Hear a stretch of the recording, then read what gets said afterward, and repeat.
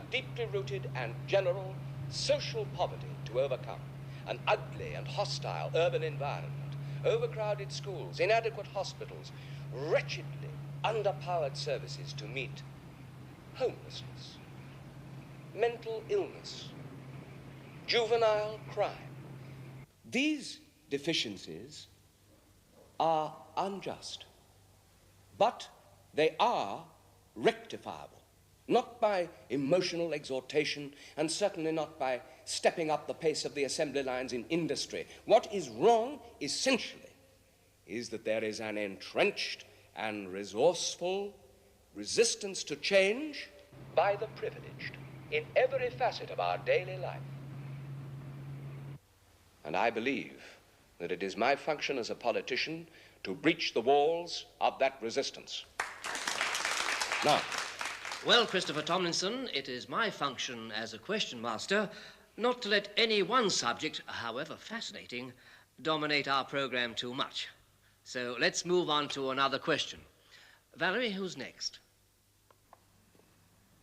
Shirley Hodson, does the panel think that girls should be allowed to wear lipstick and other makeup to attend school? If you'll forgive the familiarity, Miss Hodgson, how old are you? 11. And are you a pupil at this school? Yes. And are you in favor of lipstick in class? Well, sometimes. Sometimes.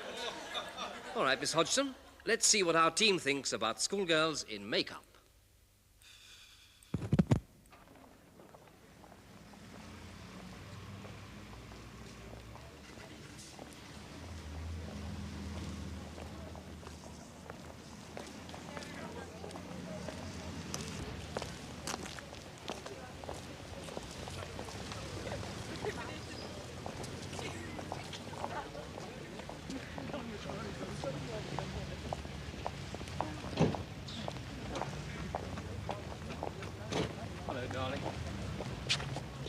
God, I'm glad to see you.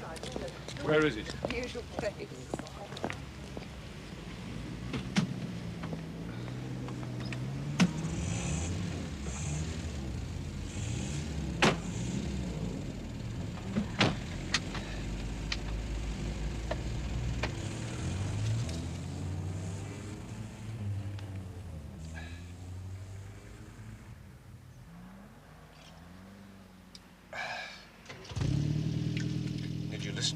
I tried.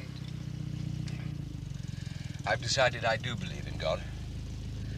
His name is Walt Disney, and he made us all. Oh, Jesus, what's this? Smile, I've had enough for one night. Smile.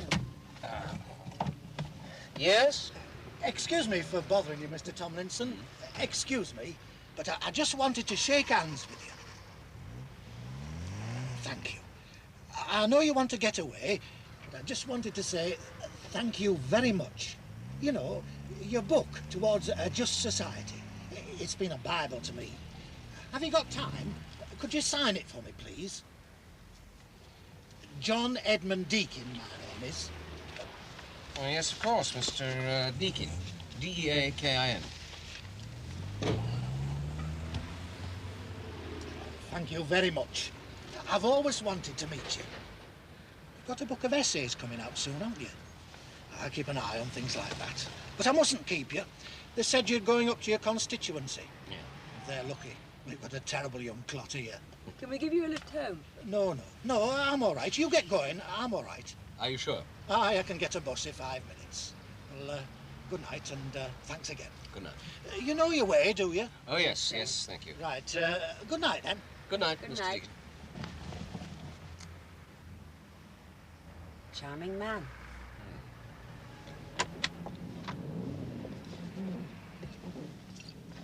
Feeling better now?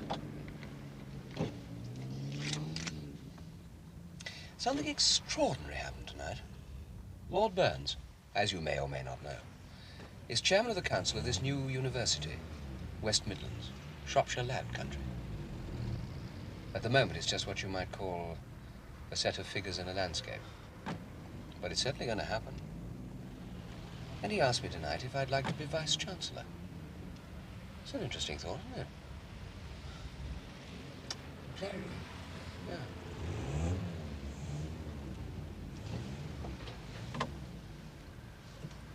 yeah. About an hour before we hit hell. About that. No doubt, the lovable twinkling chairman will be dancing attendance.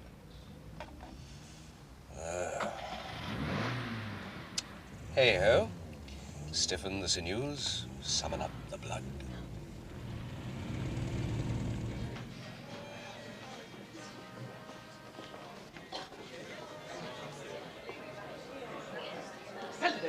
Oh, good evening, Mr. Tomlinson. You are lovelier than ever. Oh, hello, Mrs. Tomlinson. Are we going straight upstairs, Chris? Usual room, is it? Oh, yes. Alderman Kingsley looking out for you. Would you like me to take your things off? There's the man. Hello, Bernard. Chris. Bernard, it's wonderful to see you. Hello, Alice. Hello. Now then, has he been behaving himself? Like he does, Bernard. Now then, what about the drink, you know, both of you? No, I'm going to get sorted out upstairs. Perhaps I'll join you later. Are you sure? Right then. Come on, Bernard. Lead me to it. Right, come on. Well, I'm glad to see you. How are you this?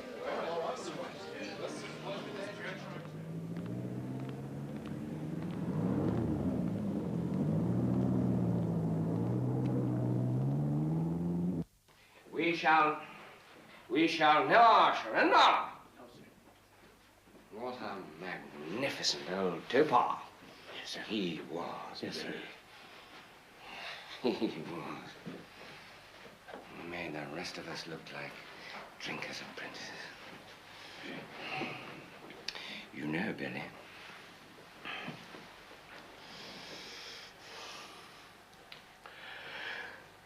There is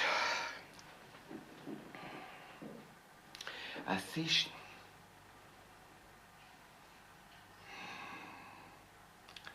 thesis to be done, by which some brilliant postgraduate little historian gentleman could make his career. I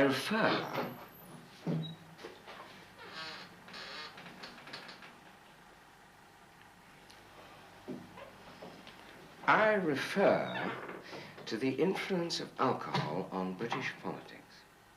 Say 1945 to 1970, nice run, quarter of a century. Plenty of material for the assiduous digger into the newspaper files. And the memoirs of some of our appalling elder statesmen. And when I say appalling, Billy, I mean absolutely disgusting.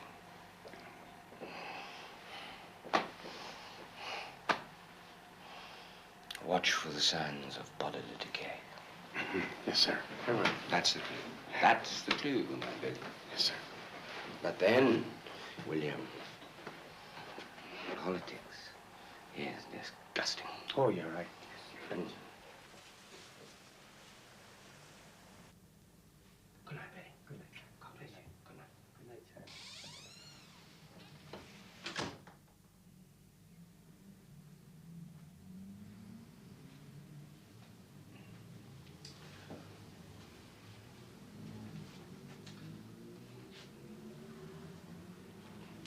Why didn't you come down for a drink? I thought you'd do enough for both of us. Besides, I had some work to do. Bernard was disappointed.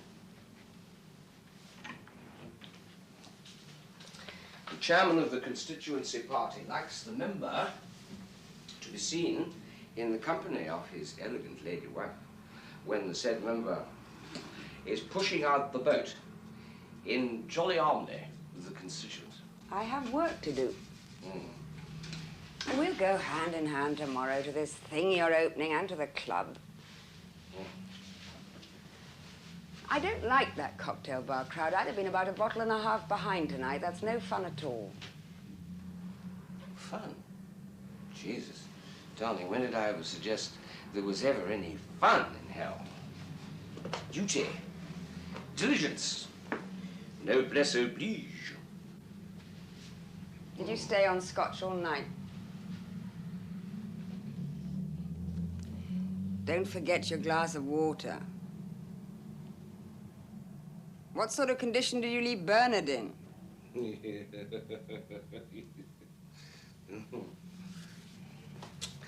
He'll live.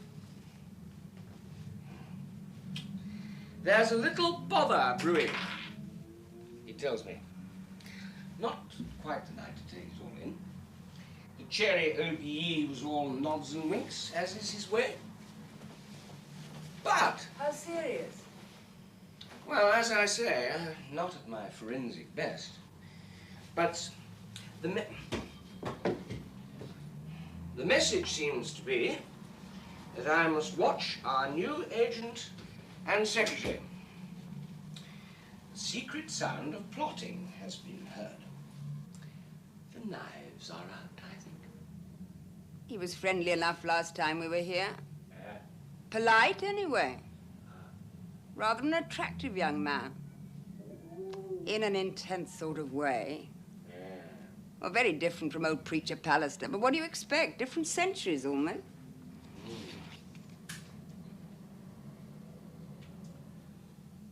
You shouldn't have drunk so much tonight. You may have the whole thing wrong.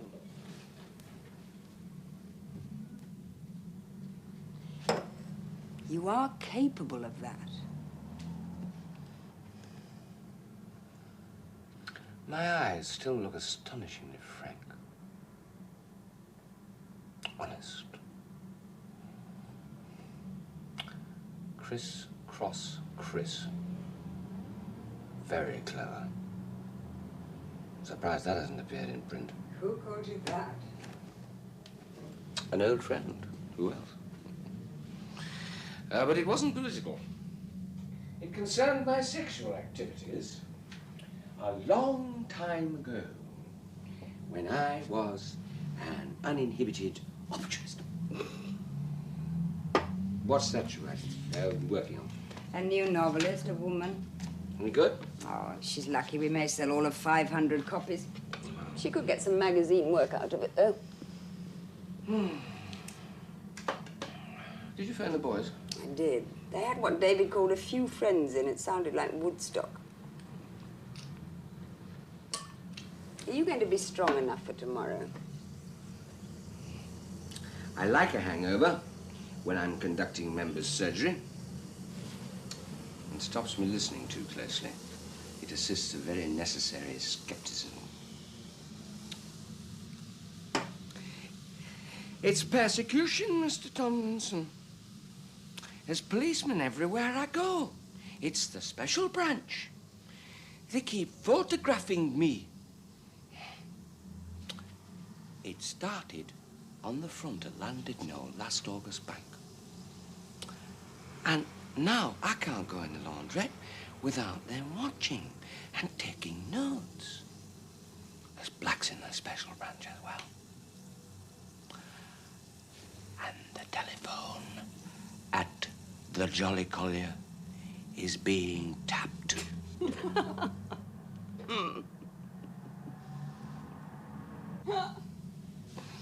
God protect us. But they're not all as balmy as that now, are they? No. The most common condition is helplessness, not paranoia.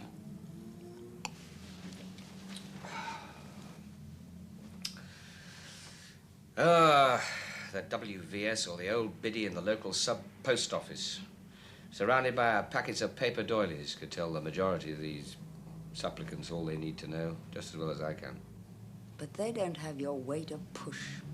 Your access to the mighty of the land. I am not much activated anymore by the sorry tale of Mrs. Bagshaw's spluttering gas cooker, or the saga of Mr. Bagshaw's disintegrating lawnmower, or the disputed distance of the little Bagshaw's walk to school. I am very bored with all the Bagshaws in my life, They are exceedingly tiresome people with their unending letters. In green sloping ballpoint on both sides of jumbo jotting paper. Never a comma or a full stop. And their amazing spelling. And their repetitive, maddening references to a certain official.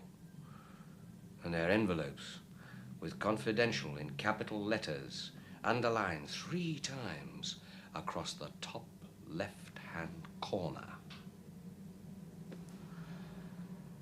And the slight but nauseating smell of old bacon fat, which is the one certain thing their letters communicate. I am very, very bored with all the bloody Bagshaws in the world.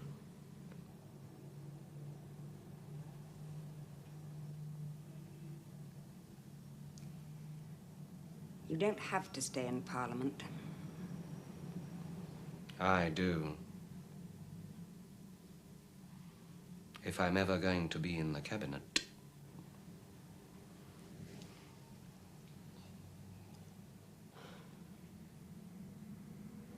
Leave it with me then, Miss Dawson. I'll see if I can get some satisfaction out of the ministry. It may take a little time, but I'll try and prod things along. And I do understand your anxiety. Well, goodbye for now, then. Goodbye. Thank you for seeing me. That's what I'm here for.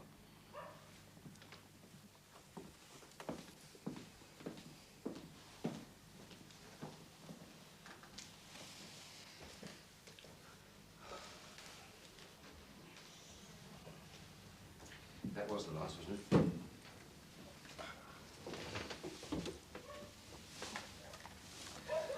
Full morning's work, Ron. Aye. Waiting to see him builds up. I've had a lot to do.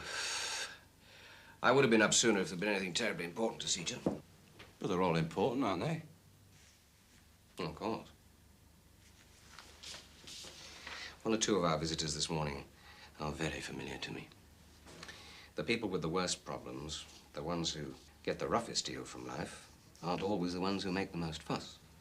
So someone's got to make the fuss for them. That's us, isn't it?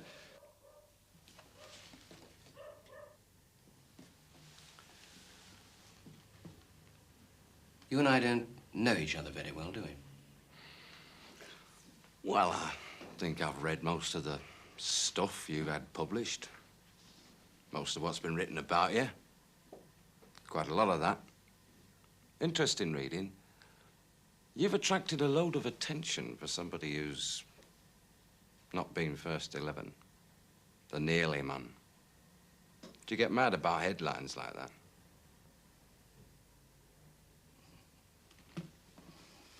I'm sure you don't believe everything you read in Tribune. Or the local organ of light and learning. Incidentally, the editor of Der Spiegel here has invited me to Sunday luncheon. Well, it'll never happen to me. Look, I've got to meet Bernard King and the Praetorian Guard at the club. I'm a bit late already. I'd like to buy you a drink. No, it's, I've got some paperwork to do. I'm meeting the wife later. I'll see you this afternoon, of course.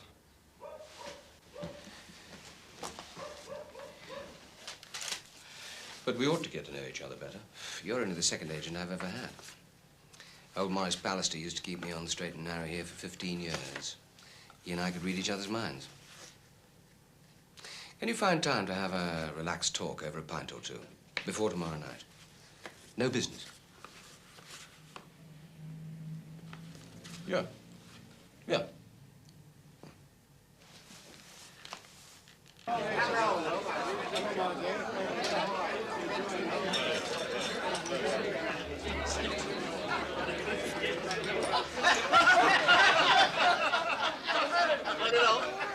You know, that's one thing that happens when you start clearing old property and laying out new estates. You see, they're sure to little friendly nooks and crannies. You know, where a lad can get his knee trampled. Well, some of these young lads and lasses from the new flats down the way there, well, they thought they got the right idea. Up the Ginnhill. Now, this chap that complained to me, you're a bit straight-laced, you know, and not too brave. Well, he didn't know what to do about it. And he daren't chase him off, you see. So, well, I thought for a bit. And I thought I got the answer. I said, now then, you have an outside toilet, haven't you, at your place? He said, I said, well, next time it happens, you get into that glory hole and you make as much noise as you can. You know, real thundery rear end stuff. I told him, I said, a drop of milk stout will help. Well, I said, you want to do a bit of shouting. Shout for your missus about some more paper. Oh, kick up a racket. Well, he looked a bit askance at me. However, off he went. I didn't see him for about 2 weeks after. I met him in the street, outside Co-op hardware shop. I said, well, how did you go on? He said it worked a treat. No more trouble, eh? He said, right, I'll tell you one thing. He said, you can forget about your milk stout. Chinese chippy and chow mein and peas, he said. That's your fella for farting.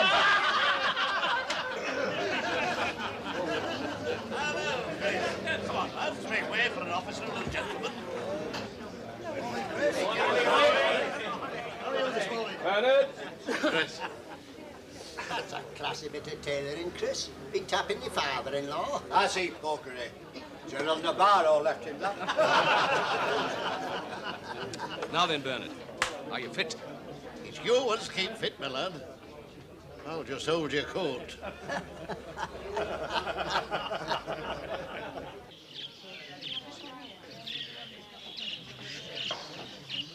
Agriculturists, we call ourselves, not in casual conversation, but under official circumstances. You've seen our club note paper, haven't you? We've written to you often enough. Oh, I know you've got other fish to fry, I'm not complaining. Wouldn't presume. You're here today and it's an honour. Very good of you to spare the time. If at first you don't succeed, that's my philosophy. Breeding shorebirds teaches a man patience. And a bit of cunning. Like a politician. You've got to learn to play it close to your chest if you want to get among the prizes. I'm sure. You know, they're very shy about publicity, the fancy. There's a fair bit of money to be made out of it, you know. Selling them. But you've got to be ruthless if it's money you're after. Oh, there's no room for sentimentality. Show day's over. Drop them in a bucket of water. I couldn't ever do that. I keep all my pensioners. Do you have any hobbies? Well, none that I can talk about. You know, when a man wins a show like this, he's 10 feet tall. Would you like to handle one of these birds? Well, Oh, it's no might trouble, hurt I the creature. assure you. Just give you an idea of what it's all about. Here we go. Come on, my little beauty. That's it. That, Mr. Tomlinson, is a thing of beauty. Breathes there a man so base, he can't see God in the perfect budgie.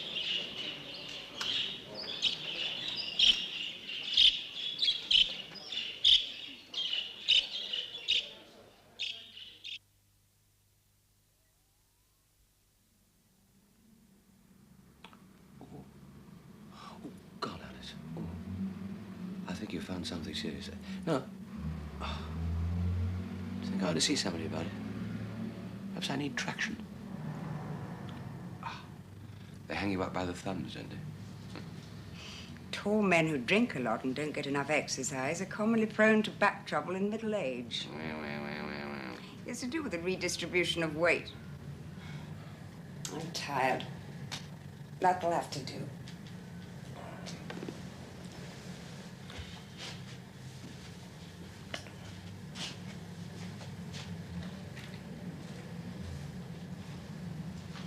I look terribly ancient. You look 55. Thank you. You are nearly 52. I work very hard. Qualified, yes, to that.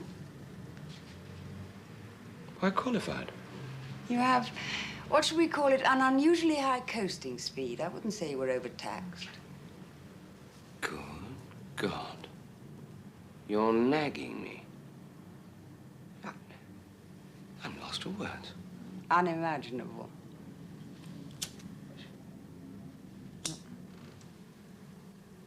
Well, if I'm not working, what am I doing here? I'd hardly get a spare minute. No wonder I look my age. Alice, that's most unfair. It's true. I noticed it most forcibly this afternoon against the background of all that animation. You looked a real lounge lizard. A lounge lizard? Well, that's a terrible accusation. It has the most appalling connotations. Frivolous, limp, vapid, camp. I'm not any of those things, am I? Well, what then? It's just that you used to try a lot harder. The sort of thing we were at this afternoon. What's happened to all the easy jokes and the warmth and the joining in? I've never had warmth. You pretended it then, and very convincingly. Do you have any personal complaints? Do you? I worry a bit. I'll bear it in mind. Oh, thanks. It's chilly up here.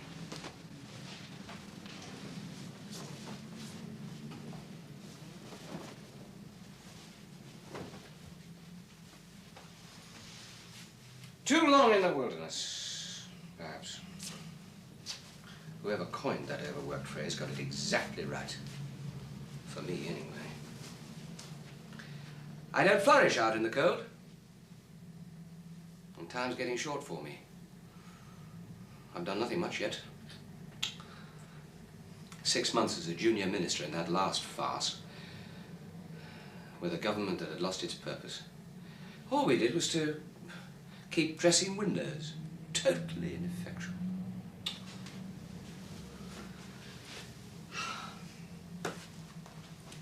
He should have given me the chance this time.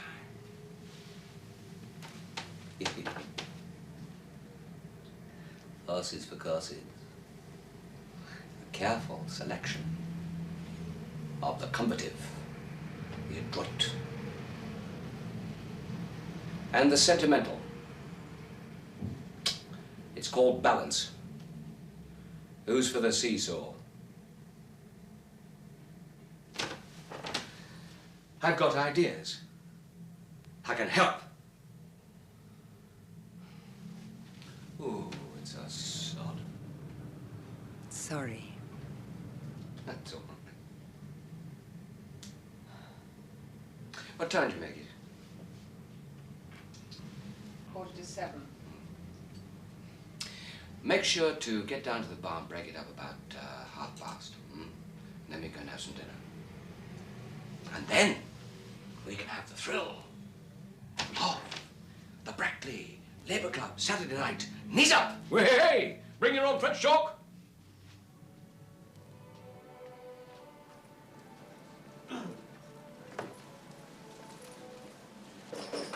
Evening. Oh, that's good. We can have the place to ourselves. Fine, Chris. That is until the mighty Wurlitzer appears from the floor.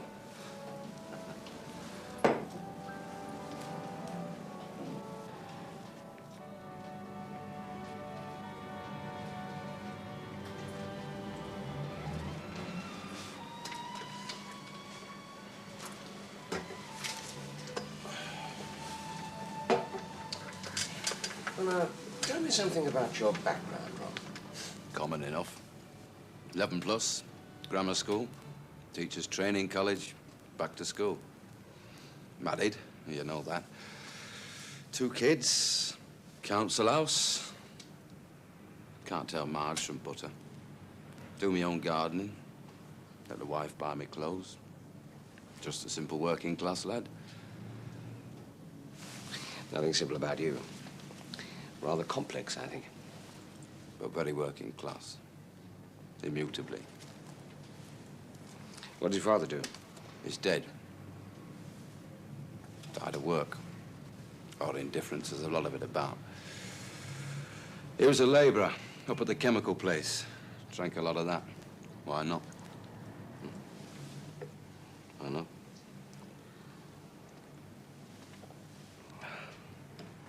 How'd you get started in politics? Grammar school. I hated it. They were waging the class war on the kids. And it's not a joke. They nurtured class pretensions. They had this ridiculous idea they could run it like one of your lot, the traditional English public school. The place was a bloody dream factory. They taught obedience, or they tried to. That was the overriding intention. Talk like a home counties gentleman, think like one, play ragga like one.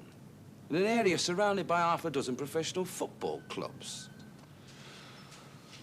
I started recruiting for the Labour League of Youth, holding little meetings in the dinner hour. The headmaster told me to keep politics out of school. All the time I wanted to kick that old swine in the balls. He was the most sinister man I've ever met. He actually wanted to change us. Make us deny our true circumstances. Pretend all our experience of the shit of life didn't really exist. Part of the unseen army. The think police of the English establishment. Do you want to progress in politics? Yes. How? I want to be more effective, so that I can make politics more effective for the kind of people I come from. We need much better organization. At least double the number of full-time professional agents. That's not for me. I won't do it for a living. You're very prickly, Ron. You can't expect my kind of upbringing to produce your kind of poise. I'm accused often enough of walking all over people's sensibilities. Yeah, with effortless elegance in every stride. Do you envy it? Want it? Christ, no. And why do you resent it? What? I don't know what it's doing in this party, in this town. And you don't trust it? It's distracting, dazzling when you want it to be. But I'm worried about what people think they're voting for. Every MP or what attracts they've been voting for. You've always had a big women's vote. Should I apologize for that? There's lots of new young voters. Are you saying that my sexual pull is diminishing? You used to have quite a reputation, didn't you? As a Hampstead ram.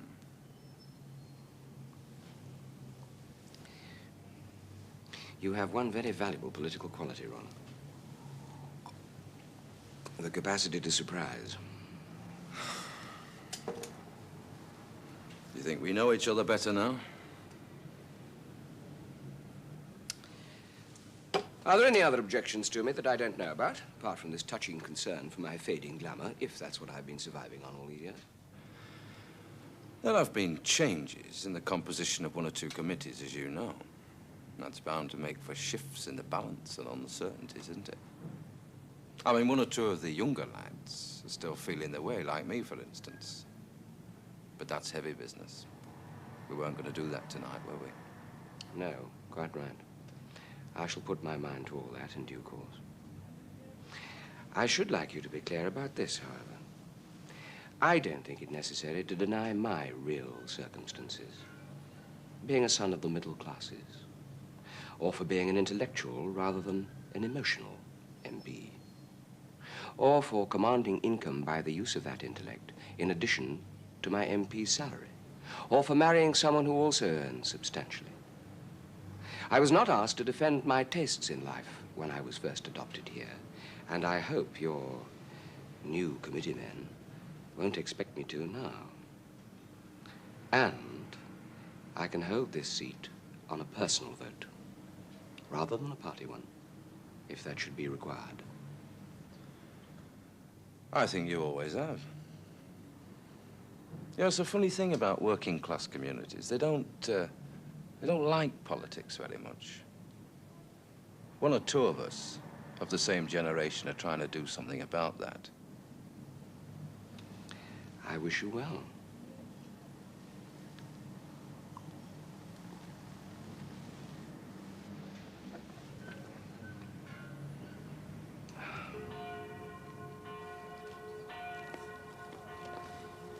The long-range desert group. I will say, I thoroughly enjoyed every minute of it. I couldn't tolerate the real army, though.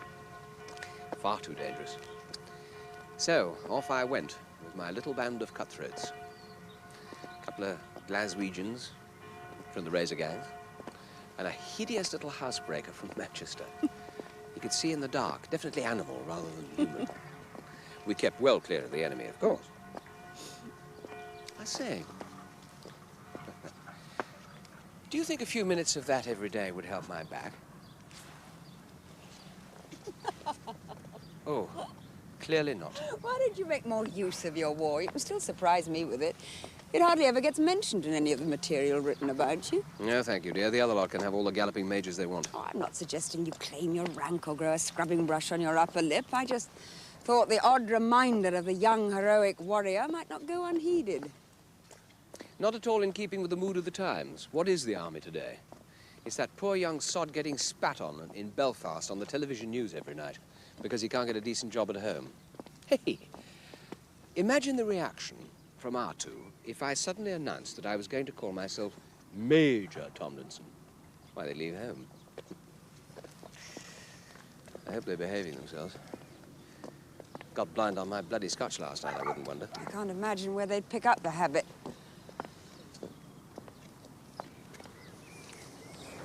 Well, I suppose I'd better go and get changed. You will pick me up at 12:30 at Berners, won't you? This lunch date can't be avoided. I must keep Jeff sweet. I'm glad I'm not going to be on my own. I'll smile for both of us. Oh, thank you. You know, there's a competitive eccentricity in this brute of a town that I've never quite fathomed. The enigma of Englishness, I suppose. I think we've got to accept, and you've got to accept it, Chris, that you've not helped yourself much by not being here as often as you should have been. Well, perhaps I'm at fault there. So is the rest of the old guard for not warning you. The fact is we've all got a bit sloppy, let's face it. We dropped votes last time, and it's a safe seat. And you're a big name. But don't let's forget what happened in the past to some other safe seats. Jenny Lee, for example. Well, if Nive Evans' widow can get the boot, don't let's talk about safe and keep saying God's in his heaven and all's well. So, Chris, first thing, we've got to see more of you. You've got to face it, Chris. Hey, let's talk plain. There are party workers in this town now. The new wave.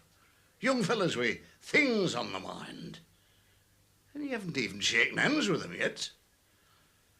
They've never seen you like we saw you.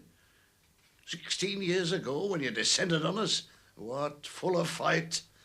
A young fella with a big future. A brain box from Transport House. What, plenty of swank and new young wife and firstborn in your arms. Why, best electioneering pictures known to man.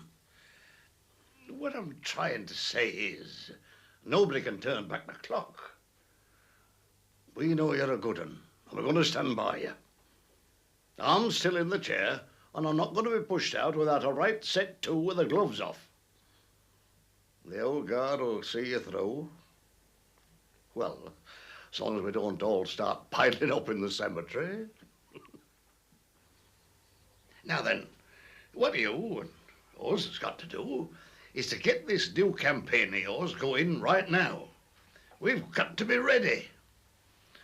And for a start, you want to put a few things round that'll scotch that stuff about your posh background. What I call your cocktail sausage image. And these two lads of yours going to the local comprehensive school according to your socialist principles, are they?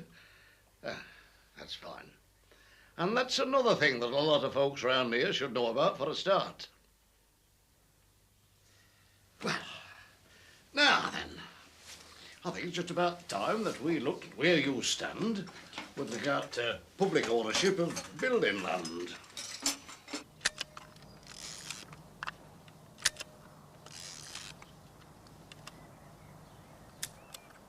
You don't mind this, do you, Chris? We need some up-to-date stuff on you. Time takes its toll of us all. I thought this would be a good opportunity to catch up with Anno Domini. Ha, bloody ha.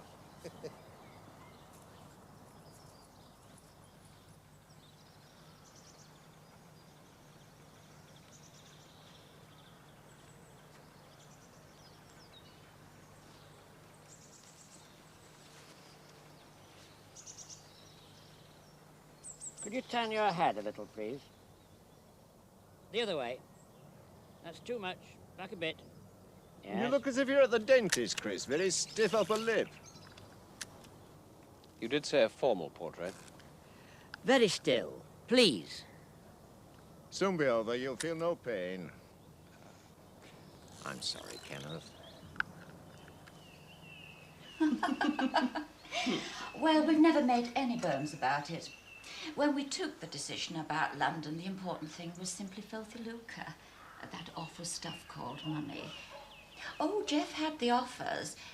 But when we started thinking about house prices and all that ghastly travelling in and out, and we did our sums, we decided to stay in the sticks and save our pennies.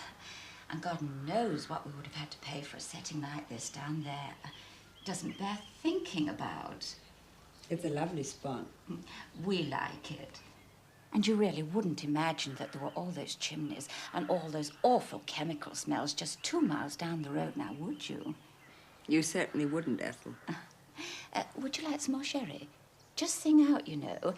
There's no shortage of booze in this house. That's one good thing about being married to a newspaper man. You know, somebody once told me that the insurance companies place newspapermen equal second with doctors as a high alcohol risk. Just one step behind bootmakers. I don't know where politicians come in the league table. I've seen some of them knock a bit back in the line of duty. Oh, they're having a long session out there. Your poor husband must be dying for a drink. Do you think we ought to go and drag them in? I think Chris could well be getting a little tetchy by now.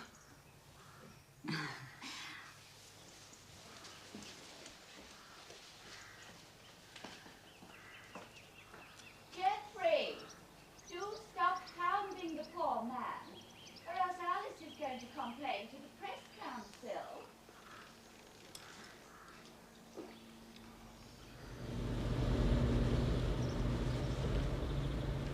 Oh, God save us. Oh, my God. Oh, dear God. What have I done to deserve that? No one should have to put up with it. Those people are not of the human race.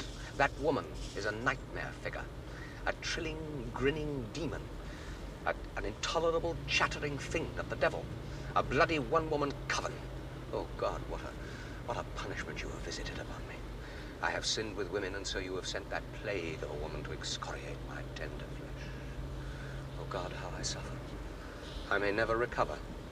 There is nothing more excruciating in this dreadful life than the incessant blabbering of a coy woman. Shut up, Chris. Coyness is unpleasant in a child. In a middle-aged woman with a heart like a house brick and a brain like a string bag, it is a crime against humanity. Shut up, Chris. It ought to be punishable by death. Bring back the rope! Bring back the rope! Bring back the rope! Shut up, son! You shut up! Have you got the key?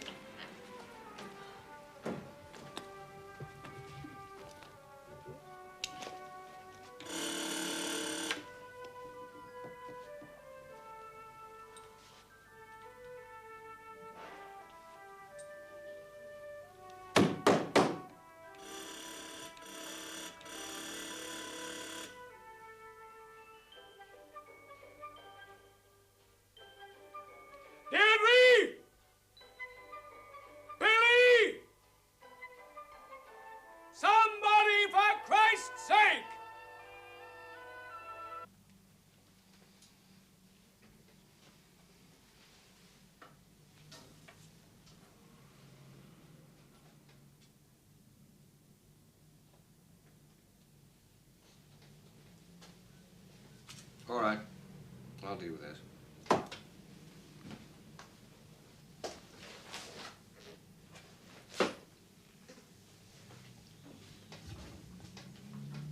I'd come to the stage in the car then when I couldn't take any more. On and on and on. Self-pity, self-regard, self-obsession. Self-disgust. You wallow in it. Not wallow! It's a sort of defense. I thought you knew that. I thought it amused you. That's from 20 minutes ago. It doesn't. Why suddenly? Not suddenly. I haven't seen much of you in other people's company lately. I haven't liked being with you this weekend. I know, I'm not at my pleasantest here. But there are new pressures You've now. developed a total disregard for other people. Including you. Yes. Except in the sense that I'm useful to you. You're vital to me. Like some sort of electrical aid, you switch me on and off, plug in when required. Oh, Alice. It's true. You used to have tenderness. No, that didn't suddenly go. It's just that I have suddenly reached the point when I can't ignore its disappearance anymore. You're so eaten up with self, the world against Christopher Tomlinson. I'm not sure you still have the capacity for tenderness. The boys get nothing from you. They're not boys anymore. They're young men. They've got their own lives to You live. used to like young men. Christ, the hours you gave the acolytes, all that brilliant chat in the pub. Did you ever realize I was jealous of that? But I wish you still had that, some of that response to people, some of that excitement.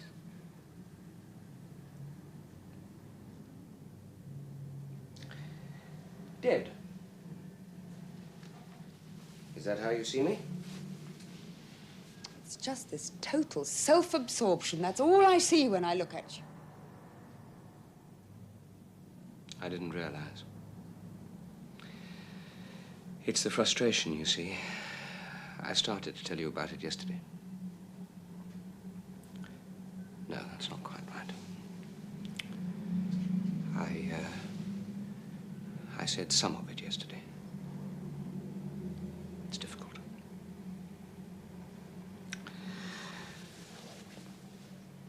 I feel panic sometimes. It comes on at any time. There's no pattern to it. It's a mad feeling. It's absurd. I want to run somewhere, or I just feel like shouting. I thought at first it was a touch of drinker's hysteria. What old Churchill, reverse of what he used to call black dog. But it isn't. It's just the idiotic business of being me. Is it possible to go insane with frustration? I think it might be. Not that I feel any loss of reason. Far from it. I suffer from this awful clarity of mind. I can see myself very objectively. An ambitious man. And an able one. But also an uncommonly indulgent one who's wasted a lot of time and regrets it. Nagged by a moralist conscience. Inherited. And mistakenly thought drowned in pleasures a long time ago. A man who wants to make up all that lost ground. To prove his flair and his compassion. But can't do it by his own abilities and his own determination, even if there are enough of these, because he has to be approved, voted for, which makes him dependent on the most capricious of factors. Other people's opinions.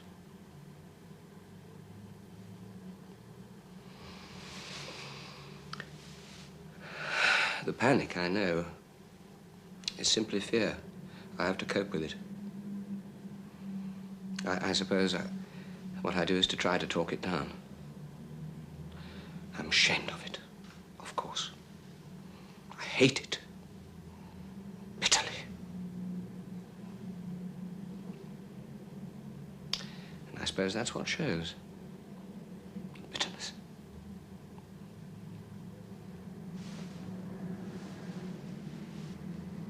wouldn't drop me, would you, Alice?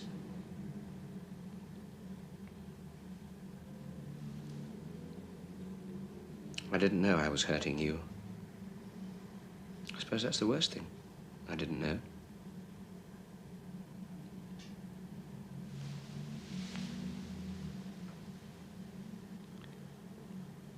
I love you very much. I need you very much. We need each other, don't we?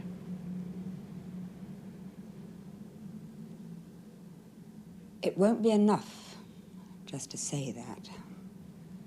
Oh, I know. You don't have to cling on up here if they don't want you. There'll be a fight. I shall win. You're going to hate the daily squalor of politics more and more, and your public pretense of not hating it. Is it worth the effort?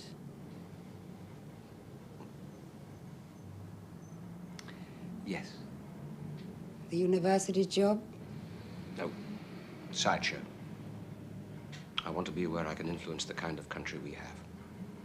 I've got to be there. I ought to be there.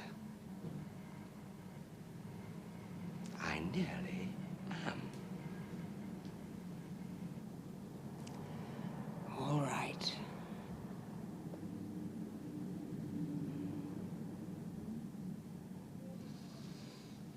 Thank you, dear. We'll see you again soon. Oh, goodbye, Mrs. Tomlinson.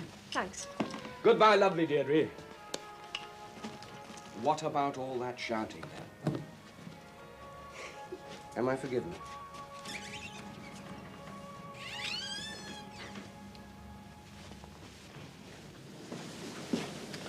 Every kiss a vote.